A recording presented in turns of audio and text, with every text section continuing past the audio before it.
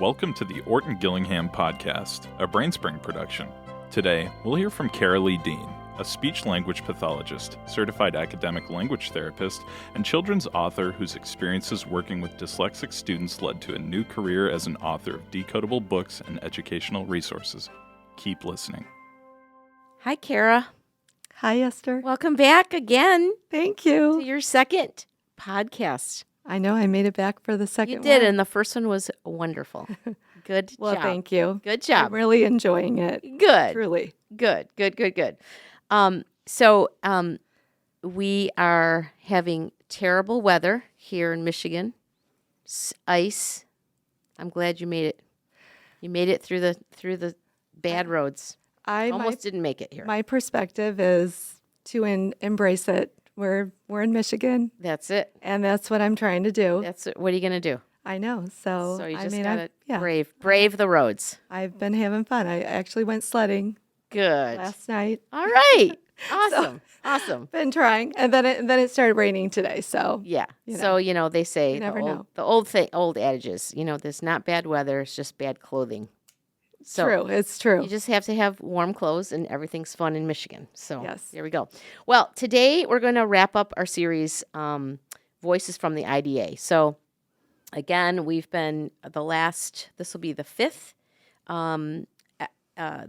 interview that we did with people that we met at the IDA conference in October in Columbus, Ohio. And so we were able to sit down and talk to some really interesting people, and we're going to wrap it up today with our discussion with Carolee, and I really did enjoy talking with her. She's very talented and knowledgeable about all things that have to do with reading and dyslexia and all kinds of things like that. So that was a super fun conversation that I had with her, and we're going to hear that in a few minutes. So can you kind of let us know, kind of fill us in who Carolee is and why we're listening to her today? Okay, yeah. I am so excited for this podcast because I did get a chance to listen to it, and I have a few thoughts on it. But let me introduce who Carolee Dean is, because she's pretty incredible. She is a speech-language pathologist. She is a certified academic language therapist. She is a children's and young adult author, and she served as president of the Southwest branch of the IDA. So then you met her at the IDA, and was she there with her books? She was there speaking and as a keynote speaker, and so we really wanted to talk to her, and we got a bonus when she came, and she brought her book with her latest book. So, yes. So, and we were lucky enough that she actually read a piece of that book to us, and so that was a bonus that we got to hear her read her own work. Yes, and so I went and did a little deep dive on Carolee Dean because I am not familiar with her, and I didn't have the privilege of listening or being involved with that conversation. And what I learned is she writes decodables for the young adults. And I wondered if you could talk a little bit about what decodables are, because I am always thinking of this from a parent's perspective, and I think this is a really great thing for us parents to learn about. Yes. And be able to share with our kids. Yeah, for sure. So a decodable reader is a story that's written with very predictable phonetic skills. So they're stories that have that are designed based on what phonetic skills kids would have learned up to that point. So let's say we have a student who just knows short vowel sounds and consonant sounds. So a decodable reader would be one that includes just those skills so that the student can get through the story pretty fluently. And when we know that when we read more fluently, we comprehend better. And it's more fun to read a story that has words that you can read instead of having to stop and fumble through, right? So we have a decodable, that's what a decodable story is. It contains mostly predictable phonetic skills based on the age of a student or a grade level.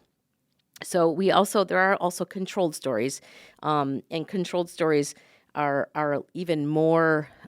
They are controlled, so they only include skills that kids would have learned up to a certain point. So, for example, our program Phonics First, we have controlled stories that go along with them, and each story only includes phonetic skills that they would have learned based on our sequence. So that's the difference between a controlled story and a decodable story. It's decodable, but it's also very controlled. So Carolee writes decodable stories for kids who are a little bit older, and that is the hardest group of kids to reach because they're older, they have more interests, they have more life experience. So what you're really looking for is like high interest, low readability stories, high-low stories.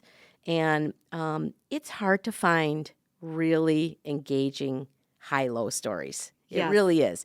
And so when you find one, you want to grab them because that just makes kids want to read more. So I don't want to read something that I struggle through and don't understand. I want to read something that's going to kind of put the reading decodable piece in the background and let me focus more on what's actually happening in the story. And that's why Carolee's stories are so good because they're interesting and they're readable for kids. Yes, and I think Carolee has a whole. She's got a few books that specifically focuses on these decodables for the older struggling reader, and they're pretty phenomenal stories. And she is getting feedback that kind of blew me away because I was trying to look and see what these stories were about, and like you said, they are such interesting stories, and they are really igniting these young people to want to read them. Yes. So much so that the adults that are commenting on these books are saying, I want to read it too. Yeah, Like, exactly. I was just as excited as my students. That's awesome. So I'm really excited to hear from her and really learn more about the books that she's written. That's great. That's awesome. So we're going to go ahead and listen to Carolee and our conversation, and then we'll talk some more after. Okay. Okay, Carolee, would you like to introduce yourself to our audience? Absolutely, and thank you so much for having me join you You are today. welcome. My name is Carolee Dean. I am a speech-language pathologist, a certified academic language therapist. I also am a children's author. I have 3 teen novels. One of them is with Houghton Mifflin called Comfort, and then 2 with Simon Pulse, which is a division of Simon & Schuster. One is called Take Me There, and then the other one is a novel in verse called Forget Me Not. All right. And so the interesting element of how I got involved with the International Dyslexia Association, I served as president of the Southwest branch. And it was sort of an interesting combination of my experience as a speech pathologist and as an author, because my second novel was about a young man who had a reading disability. Okay. And he's a teenager. He can't read or write, but he aspires to be a poet. Ah. And he gets in trouble with the law. Goes to Texas looking for his father. The only thing he knows about him is that he's in prison in Texas. And so it's very much about the pipeline from illiteracy to prison. Oh, wow. And his father ended up in prison because basically he couldn't read or write. All right. Wow. Powerful. Yes, and it was based on, I was working with a lot of students, and things that were not written in their IEP was the number of students I had who had parents who were incarcerated. Isn't that something?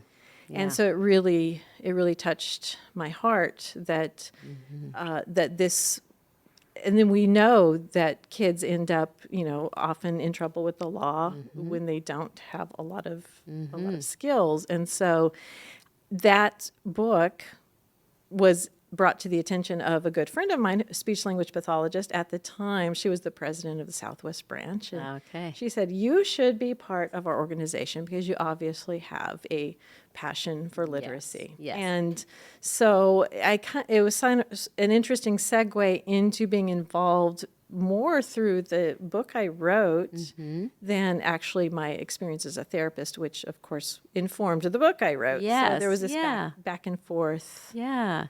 And so your books are all young adult.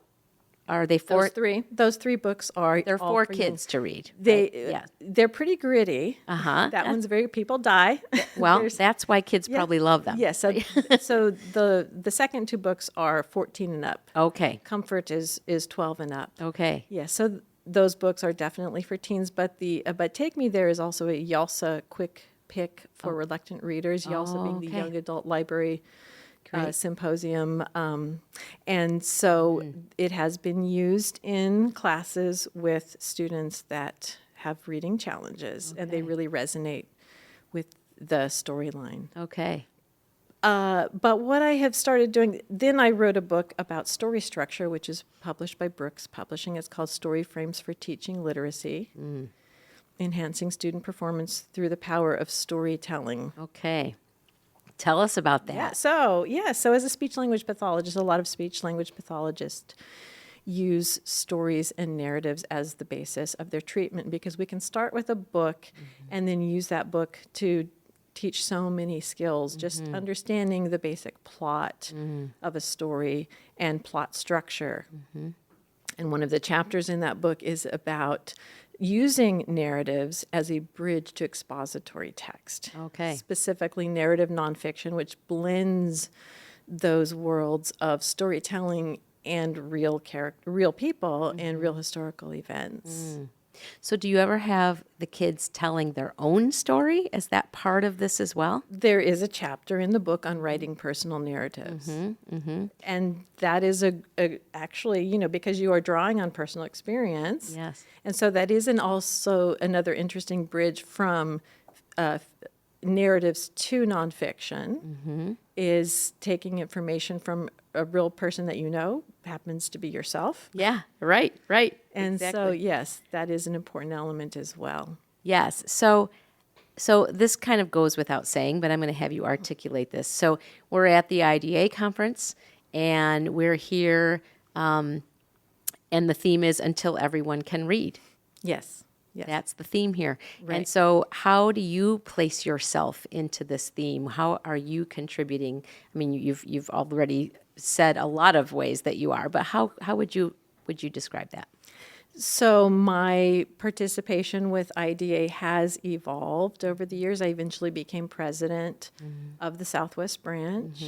I eventually got my certified academic language therapist training because when I became president, I realized I'm leading this branch and I do not know. Even with as many years of working as a speech language pathologist, I realized there was still so much I did not know about dyslexia. And so I went back and got the training, became a private dyslexia therapist. Okay. And then as that evolved, I saw that there was a real need for decodable stories because I would use the materials that we had. I used the Sounds and Syllables program, wonderful materials, but we always come to that point where this student needs to work on something else. And when I look for those materials, I don't find them. I started creating them. Yes. So I started my own small press called Word Travel Press. Okay. Started writing decodable books. Those are hard to write, aren't they? They are very hard to write. I actually had the idea to do this for many years and didn't do it because I couldn't figure out a way to do it and have a really, truly engaging story. Exactly. That's the dilemma. It is the dilemma. So I have a renewed respect for anybody writing or attempting to write decodable books. You have to Yes. really fit within a very tight structure. Yes. Yes. And so what I finally came around to was a couple of things. One of them is a strategy that I call pair and share reading. And this is not my invention. This is a very old strategy that people automatically use, and that is you read a bit and I'll read a bit. And so the way I've crafted that, which is a little bit different, is I have an introduction that provides background information. I try to write stories that have a relevance to either Greek mythology, or I have one coming out on Edgar Allan Poe. And then recently, my most recent story that was a lot of fun is called Hank the Tank. Okay. And it is a story about a real bear that is actually has been in the international news. Oh. Yes, quite a story with lots of interesting twists and turns. Okay. Thought it would be really fun to write about this. It was a bear in Lake Tahoe that was breaking into dozens of homes. This is a real This true is story. a real true story. Okay. Real bear. You can Google Hank the Tank and you'll have all kinds of news stories coming up about Hank the Tank. So Hank was breaking into homes. They thought they were going to have to capture and euthanize the bear. And Hank's life was spared through DNA and science. Whoa. Yes, so interesting twist. They started analyzing it to see exactly who was responsible. This sounds like CSI or something. Yeah. Exactly. So they started analyzing the poop and the fur and the things bears leave behind, and found it was 3 bears, not 1. Oh. Yes. I love it. And I see you have Hank I the have Tank Hank in front. the Tank here. So let me just tell Yes. you a little bit about this strategy of pair and share reading. Yes. The adult or the parent, or even it could be a peer partner, reads the introduction, background about the bear in the news, and then the story is somewhat fictionalized and it's rhyming. And this is how I kind of came to how I felt I could craft a story that would be fun, because poetry doesn't always follow strict sentence structure. Exactly. And so you can play with the language a little bit more. And so so I have the story. It's 4 chapters written in verse. And then there's back matter all about what's the difference between a black bear and a grizzly bear? Okay. Who was the real Hank? Okay. And as an interesting twist, after I published the book through World Travel Press, which is my own small publisher, I live in Colorado, actually split my time between Texas and Colorado. Okay. Hank, they captured Hank. Yeah. Hank was a female. Oh. The one they captured, because there were 3. Yes. Oh, that's funny. So they renamed Hank Henrietta.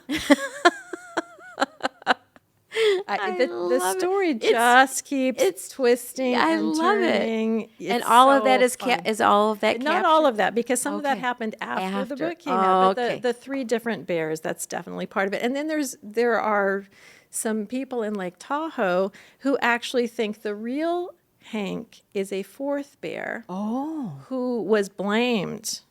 But the real Hank is actually completely innest.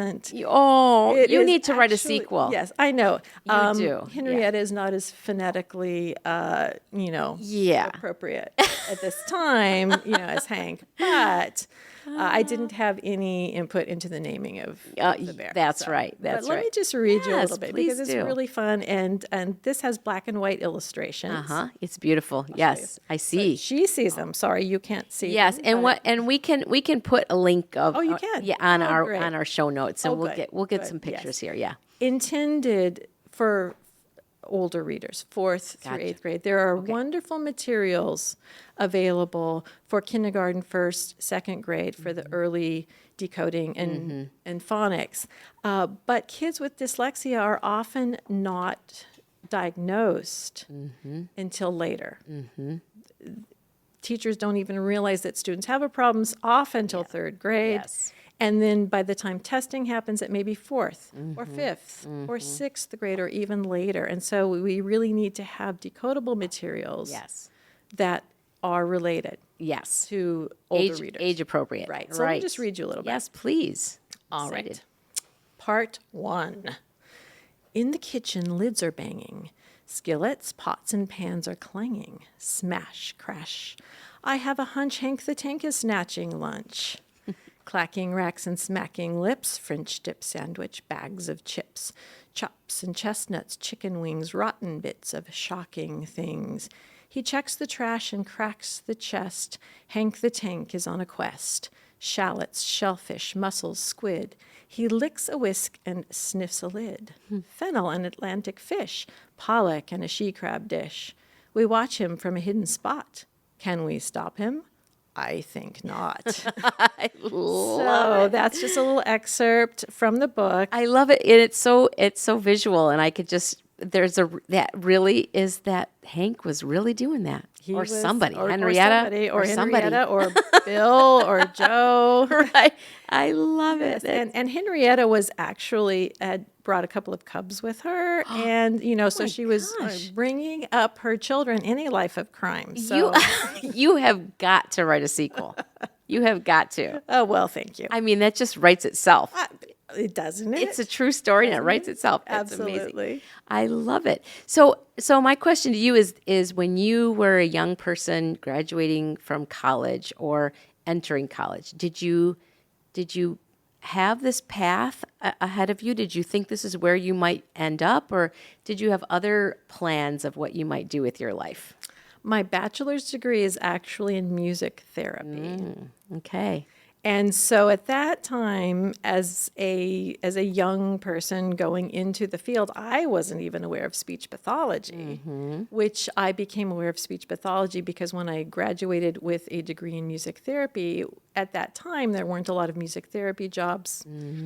It has become more popular now, which I'm very happy about. Yes, I wish it had been more popular at that time. It's been a few years ago. But then we would not have had Hank the Tank. That is, and I do, I have used a lot of music even in my speech pathology and a lot of the rhyme and the lyrics and that kind. I have not made a song about Hank, but maybe I need to. I don't know. You have a lot of work to do. I know. You got a long list of things you have to accomplish. That's right. So before we leave, would you share some words of wisdom? And I'm going to just leave it at that. And I'm going to it could be for anybody. Okay. Yeah. Some words of wisdom. Words of wisdom for teachers, parents, students, colleagues, the world. Wow. I know. One that keeps popping up today, and I don't know if it has any relevance specifically to what we're talking about, but assume goodwill. Oh, I love that so much. And that's more about, a lot of us are here coming from different therapy approaches, different backgrounds, but we all are here because our hearts are in trying to help readers. And so sometimes when we look around and we might think, well, that's not the way I would be doing that, that we are still, those here at the International Dyslexia Association, still follow a very similar theme of wanting to help students that are struggling readers.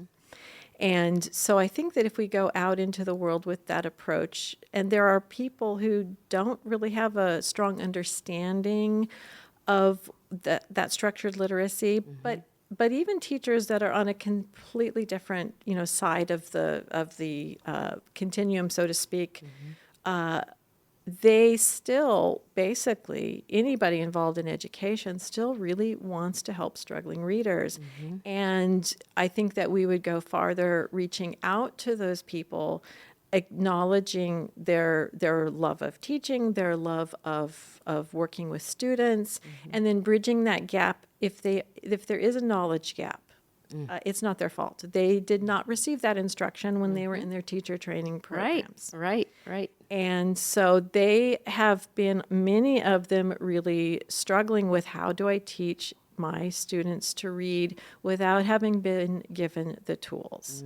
And so we need to be reaching out to those people and offering assistance and saying we can help, we have tools to offer you, but realize that those teachers are all coming from a place of, in their heart of hearts, really wanting to help their students. Yeah, goodwill.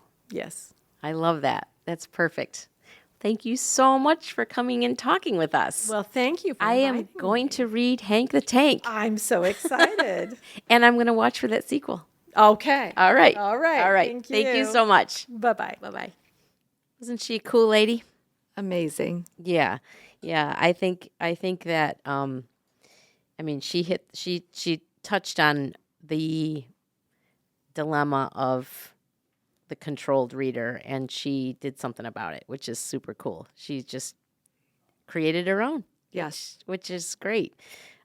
Which is so needed. Yeah. It's so needed. Yeah. And I couldn't help thinking as a parent, I kind of brought it up earlier that as parents, you don't know that there's truly these resources there Right. for your student Mm-hmm. who's struggling so much, Mm-hmm. and you just go to the library and get them books, Mm-hmm. but you don't really understand why they need this specific type of Yes. book that is really at their level. Yes.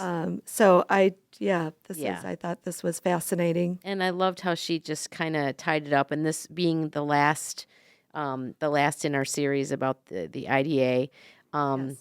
which, as a reminder, the theme was for this year's conference was "Until Everyone Can Read," and I loved how she kind of, this is the perfect one to end on, because she talked about that we have to assume goodwill I love that. in all educators, even though we're all coming to this from different perspectives, and we're all doing the best we can to teach kids to read, and that's our goal. Our goal is to teach kids to read. That's the whole goal. However we get there, right? Yes. And so I just think this was the perfect way to end this series.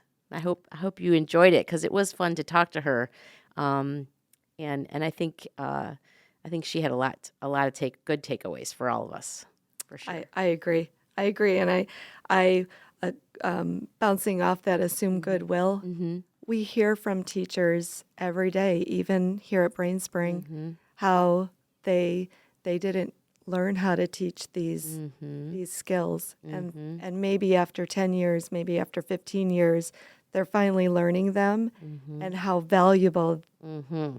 they are to what they're bringing to their students. Yes. And so I just love that, because even whether you're a parent or a teacher, Mm-hmm. you really know we're all there to support Mm-hmm. our kids. Mm-hmm. Everybody is, Mm-hmm. and we're all learning. Mm-hmm. So this really hit home for me to know that everybody out there, we're all working as hard as we can for the Yes. kids, Yes. and we want them to learn to read and have that a really good foundation. Mm-hmm. And so I love that Carolee wrote these books, Yes. and is sharing them with the world, and Yes. and, Yes. and creating really excited readers. Yes. That's the goal. Yeah. The goal. Well, that was fun, and I'm sure we are going to be moving on from this series to more interesting topics, which you'll stay tuned and you'll hear more about later. But I hope you have a good day, Kara. You too, Esther. Until next time. Next time. See you soon. All right. Bye. Bye. Thank you for listening to the Orton Gillingham Podcast, a Brainspring production. For additional content, please subscribe to our newsletter, visit our website at brainspring.com, or follow us on social media. To submit questions or comments, please email us at podcast@brainspring.com. Your feedback is always welcome.